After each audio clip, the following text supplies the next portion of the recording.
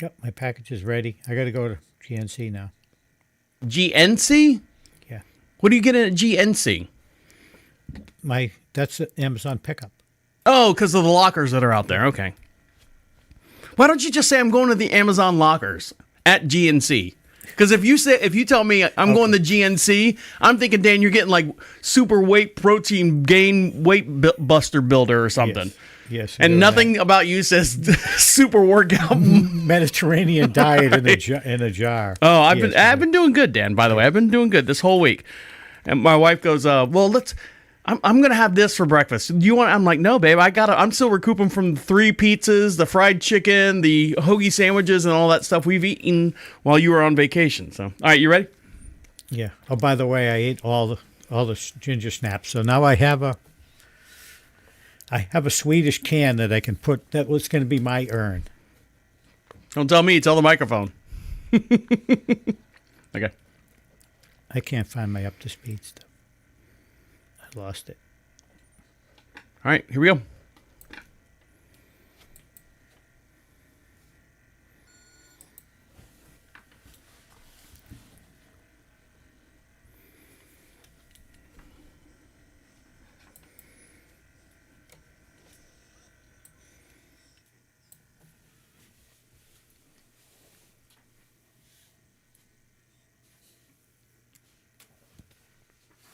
Welcome back, guys. On today's show, this week in death of, and should I buy that $255 drone for only $69?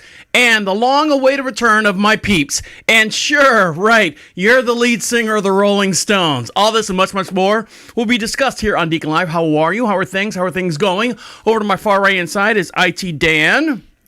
And good afternoon. Everything's great here for me. I catch you off guard, Dan? I mean, we've only been prepping the show for the last hour. I know. I was just thinking. I had thoughts. What kind of thoughts are you having? Thoughts that go in the Amazon locker. So, Dan, how was your week? How's your week been going? Let's do it that way. Let's start there, Dan, because you've got a lot of stuff going on. You were complaining the other day. Every day you've got something going on. You got no time to play your video games or to sit there and go to your Amazon locker over the GNC warehouse to buy your protein whey and get all your stuff. How has your week been going? It's been going good. The tiling job, I have one more day of just grouting on the tiling job. Are you sure it's just one more day? Yeah. Because every time I get the thing, it's I only got one more day. We can do this in one more day. We can do this in one more day. And it's not a big deal. Amy loves it. Don't worry. Everything's fine. I just think it's funny that, one more day. Well, yeah, I mean, I should be able to get it all done tomorrow.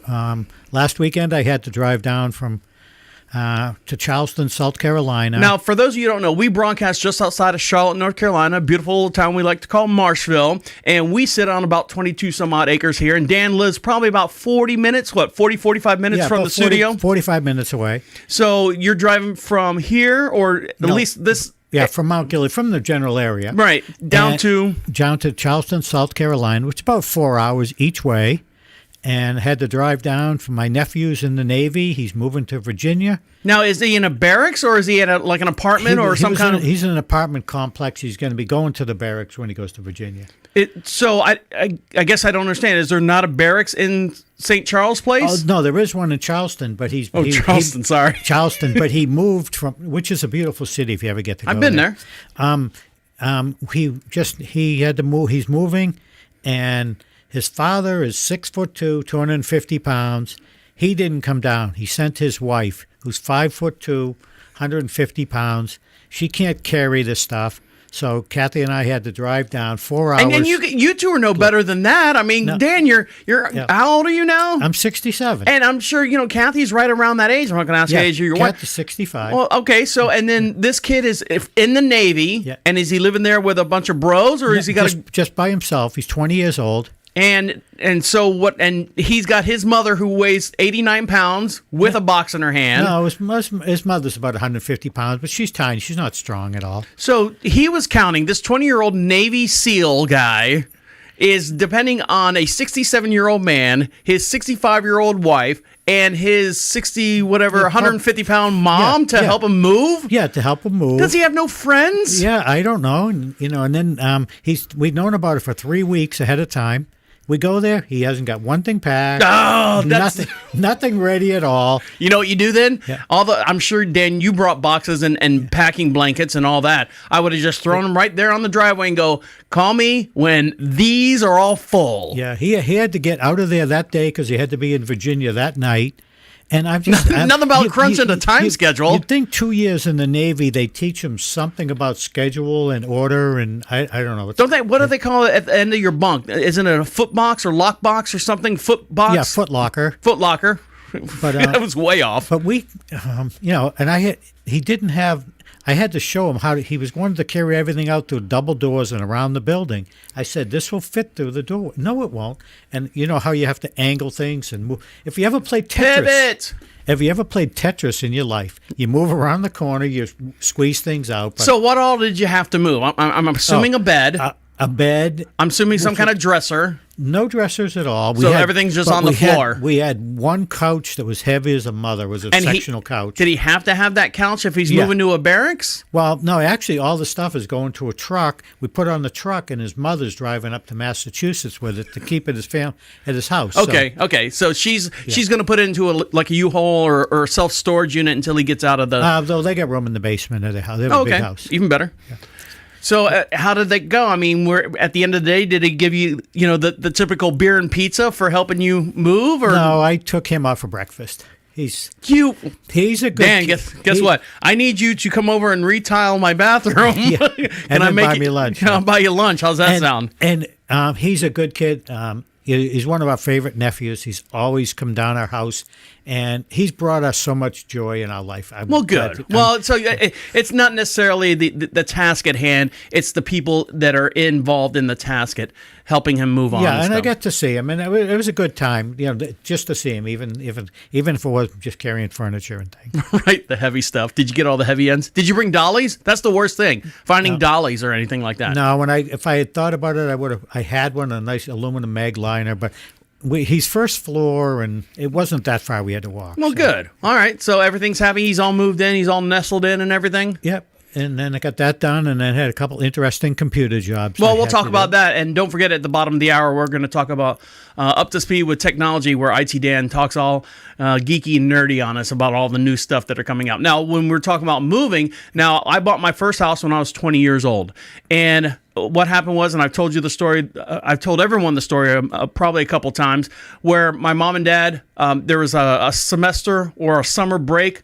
When I was in school, I was going to community college at the time, getting ready to go to a university.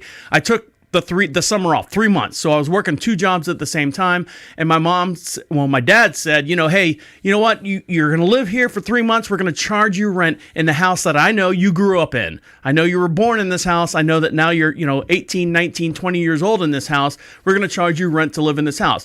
And at the time, I had a friend. She was her mom was a realtor and was doing pretty good at the time.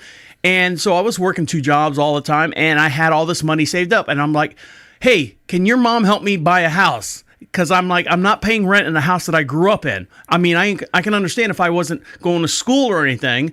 And my mom and dad said, even when I was in high school, as long as you're in school, you will never pay rent on this house. It didn't register at the time, but now I bought a house. Long story short, bought a house, signed on the dotted line, had to go to work that afternoon, came home to my new house, and I didn't have anything, basically a pillow and a blanket. Went to work the next day, and my mom and dad grabbed everything out of my room and literally threw it into my house. Like through the bed right there in the living room, through all my clothes on the bed. I bought a couch in the process of buying the house. So everything was just thrown right there in the middle of the living room. My TV, my stereo system, all my tapes, and all that stuff. What about the only child being spoiled and pampered? Yeah, it didn't happen here.